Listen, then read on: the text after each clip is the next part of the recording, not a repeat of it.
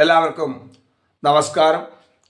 ശ്രീമദ് ഭഗവത്ഗീത 1-ാം അധ്യായം അർജുന വിഷാദയോഗം 38-39 ശ്ലോകങ്ങൾ ഒന്നിച്ചിന്ന് പാരായണം ചെയ്യാം.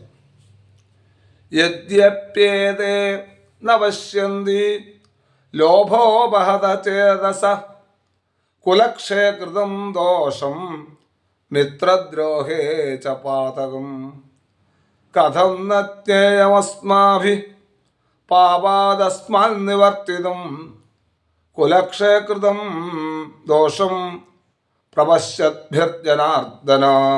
ജനാർദ്ദന, ലോഭോപഹത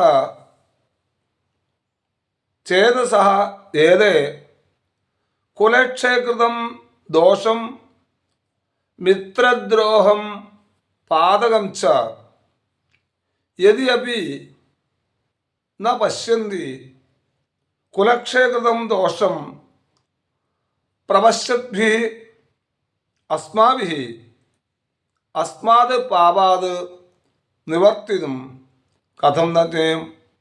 അല്ലേ കൃഷ്ണ, ലോഭം കൊണ്ട്, ലോഭം എന്ന് പറഞ്ഞാൽ അത്യാഗ്രഹം. ഓരോ മനുഷ്യനും ആഗ്രഹം ആവാം, പക്ഷേ അത്യാഗ്രഹം ആപത്തായിരിക്കും. അതുകൊണ്ട് ആ ലോഭനിമിത്തം വിവേകം നശിച്ചതായ ഇവർ കുലം നശിച്ചാലുണ്ടാകുന്നതായ ദോഷത്തെയും മിത്രങ്ങളെ ദ്രോഹിക്കുന്നതുകൊണ്ടുണ്ടാകുന്ന ബാധകത്തെയും കാണുന്നില്ല എങ്കിലും കുലനാശം കൊണ്ടുണ്ടാകുന്നതായ ദോഷത്തെ വ്യക്തമായി കാണുന്ന നമ്മൾ ഈ പാപത്തിൽ നിന്ന് പിന്മാറുന്നതിന് മാർഗം അറിയാതിരിക്കുന്നത് എങ്ങനെ? കുലക്ഷയം വന്നാൽ എന്തൊക്കെയാണ് പ്രശ്നമെന്ന് നമുക്ക് നന്നായിട്ട് അറിയില്ലേ കൃഷ്ണ എന്ന് ചോദിക്കുന്നു. നന്ദി, നമസ്കാരം.